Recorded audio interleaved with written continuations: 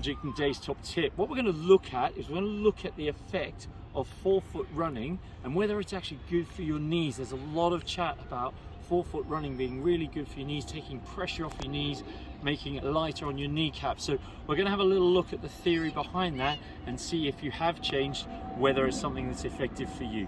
Okay, so let's have a look. Okay, so what we're going to look at is look at technique. So let's start with good technique. Good technique, hip extension, heel lift, knee through and drop down.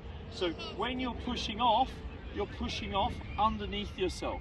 Now, a lot of people will heel strike. So as they heel strike, they'll tend to stride out in front. They might lean forwards at the hips so that their foot's over where they're landing still. That's where you're trying to change. You're trying to change to forefoot running. Now, a lot of people will do this as an instinct. Right, I don't want to land on my heel. I know I break. I know all the issues that are connected to that. I want to change to landing forefoot.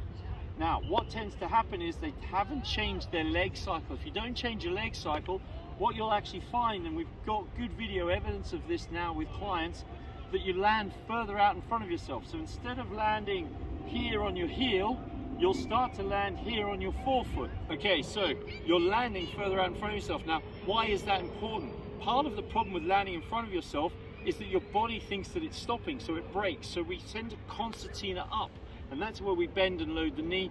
That's where we get our runner's knee issues, our patellofemoral, our kneecap issues kicking in. So it doesn't matter if you're landing heel strike out in front of yourself or forefoot out in front of yourself, you're going to collapse, and as you collapse, you're going to be loading that knee.